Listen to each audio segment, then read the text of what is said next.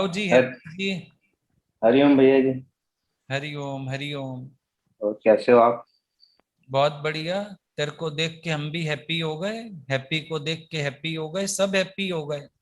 ये तो आप ही करवा रहे हो हैप्पी सबको।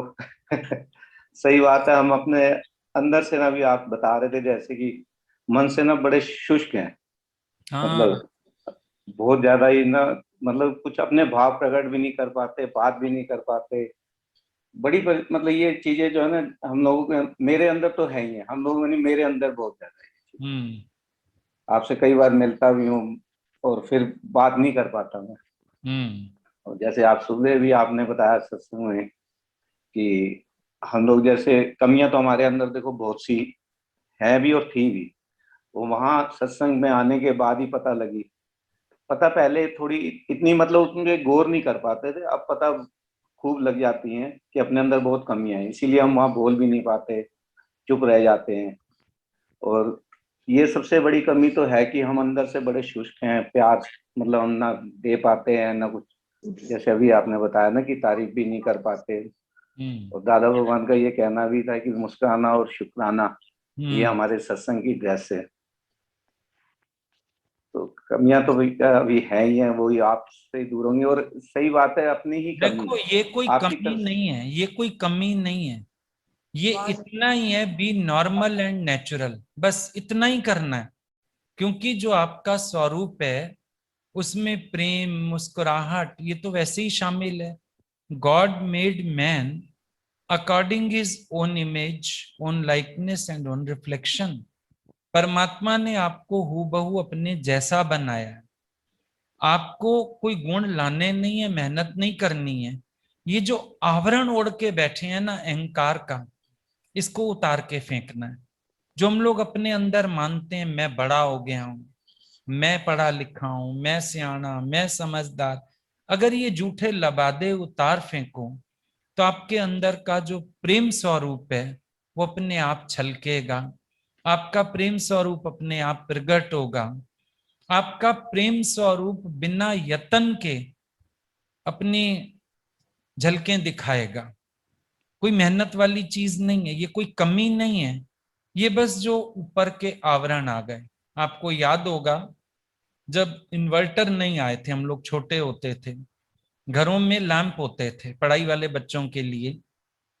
लैंप्स होते थे कि शाम के टाइम लाइट चली जाए, लैंप जला के उसकी चिमनी लगा के हम लोग पढ़ाई कर लेते थे, लिख लेते थे। तो लैंप की जब चिमनी मैली हो जाती थी तो बाहर रोशनी नहीं आती थी। तो जब लैंप उठाते थे ना जलाने के लिए, सबसे पहले उसकी चिमनी साफ करते थे। चिमनी साफ करके लगाया, बल्ब जैसी रोशनी देता था लैंप, बहुत बढ़िया। इसी तरह से ये जो मैल है ना, ये हटाने की जरूरत है। रोशनी तो परमात्मा के अंदर बहुत है, वो प्रकट भी होना चाहती है, छलकना भी चाहती है। लेकिन हमारे ही ये आवरण, ये उस प्रकाश को प्रकट नहीं होने दे रहे हैं। तो कोई कमी नहीं है, प्राप्त है। आप पहले से ही ऐसे हो, भगवत स्वरूप हो, प्रेम स्वरूप हो, प्रकाश स्वरूप हो, आनंद स्वरूप हो। बस कमी कहां पर है? एक छोटी सी कमी है। किस चीज की? कि आप इस आवरण को उतार के फेंक दीजिए, फिर से बच्चे बन जाइए एक बार। बस इतना ही काफी है। क्योंकि बच्चे बनना बड़ा मुश्किल है। सबसे कठिन काम है बच्चा बनना। अभी अगर आपको कहें ना कोई बचकानी हरकत करो, आप नहीं कर पाओगे। आपको बोले बच्चों की तरह ऐसे अंगूठे लगा लो कान के पास और जीभ निकाल लो बाहर, जैसे बच्चे चिढ़ाते हैं, लगेगा मैं कैसे करूं, मैं कोई छोटा बच्चा हूं? बड़ा मुश्किल है। बच्चे बनना मुश्किल है। बड़े तो पता नहीं कैसे बन गए सारे, खाम खा। अभी बच्चा बनने का अभ्यास करो। घर में भी ऐसे खुश रहो, ठहाके लगाओ, अकारण भी हंसो, अपनी नॉर्मल स्टेट में आओ। ये बड़प्पन के लबादे फेंको, प्रेम स्वरूप आप पहले से हो। ठीक है। हाँ जी, ये नेचर तो वैसे है मेरी कि मैं मतलब खुश रखता हूँ सबको।